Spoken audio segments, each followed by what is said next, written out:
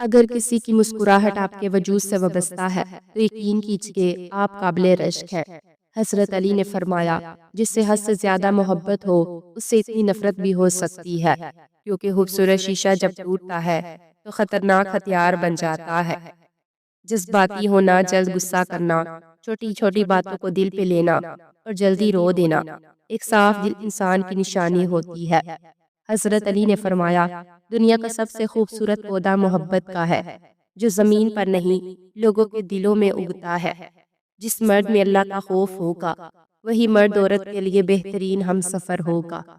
بانو قصیہ کہتی ہیں، اگر لوگ آپ کو قبول نہیں کرتے تو بھی مایوس نہیں ہونا، کیونکہ لوگ اکثر وہ چیزیں چھوڑ دیتے ہیں جن کی قیمت وہ دے نہیں سکتے۔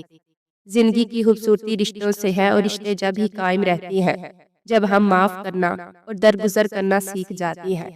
اگر ایسا نہیں تو پھر ہم ایک قیدی ہیں ان سماجی رسموں کے، جو ہمیں ساتھ رہنے اور ایک دوسرے کو دیکھ کر مسکرا دینے پر مجبور کر دیتی ہیں۔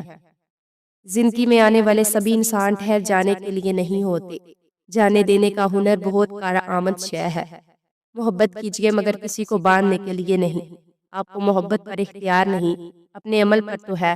محبت کریں کیونکہ یہ سب سے بلند اور مصفا انسانی جذبہ ہے۔ شریف عورت جب ایک بار جس سے جڑ جائے پھر وہی اس کا سب کچھ ہوتا ہے۔ کسی اور کے سائے کا تو سوال ہی پیدا نہیں ہوتا۔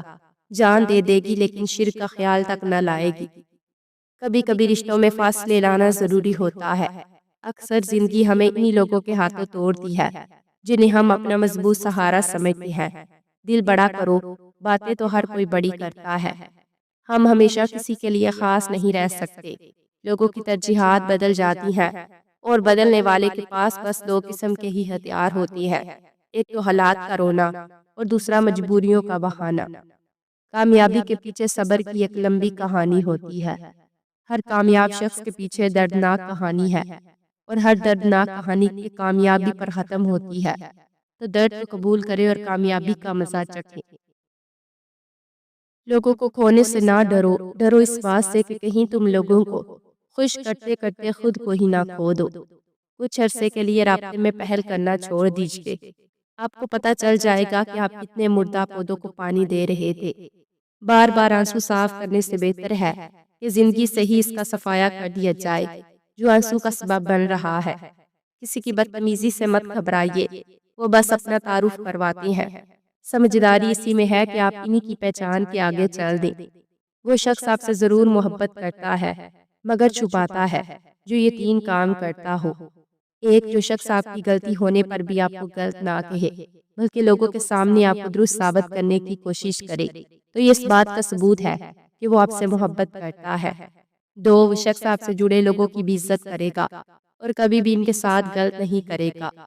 تین، جو شخص آپ سے محبت تو کرتا ہے اور لوگوں کے سامنے آپ کی تعریف بھی کرتا ہے، وہ تمہارے لیے تڑپنے لگے گا۔ بس یہ تین کام کرو۔ ایک، شکایتیں بند کرو، خاموشی تبدیلی لاؤ۔ بار بار شکایت کرنا، رونا یا سمجھانا سامنے والے کو مزید دور کر دیتا ہے۔ اس کے بجائے اپنی عادات بدل لو، کم بات کرو، کم وضاحت دو اور اپنی توجہ ہی ہٹا لو۔ جب وہ دیکھے گا کہ تم اب پہلے جیسی نہیں رہی تو وہ خود سوچنے پر مجبور ہو جائے گا کہ آخر بدل کیا گیا۔ ہر بات کو فوراً بولنا ضروری نہیں، صبر اور سوچ کے ساتھ بات کرنا تعلقات کو مضبوط بناتا ہے۔ خاموشی بھی طاقت ہے اور سمجھداری کی علامت۔ خود کو فوراً دستیاب مت رکھو، اپنی زندگی میں مصروفیات پیدا کرو، اپنے کام، دوستوں اور اہداف پر توجہ دو۔ جب تمہاری غیر موجودگی محسوس ہوگی تبھی وہ تمہاری اہمیت سمجھے گا۔ خاموشی اکثر وہ باتیں کہہ دیتی ہے جو الفاظ نہیں کہہ پاتے۔ جذبات پر نہیں، رویے پر فیصلہ کرو۔ وہ کیا کہتا ہے اس پر نہیں بلکہ وہ کیا کرتا ہے اس پر توجہ دو۔ اگر اس کا رویہ سرد ہے تو تمہارا رویہ بھی متوازن ہونا چاہیے۔ یک طرفہ محبت خود کو نقصان پہنچانے کے برابر ہے۔ خود کو جذباتی غلام مت بناؤ۔ اے اللہ رب العالمین سے دعا ہے کہ رب کائنات آپ اور آپ سے جڑے تمام رشتوں کو صحت تندرستی عطا فرمائے اور دنیا آخرت کے ہر امتحان میں کامیاب کرے۔ آمین یا رب العالمین۔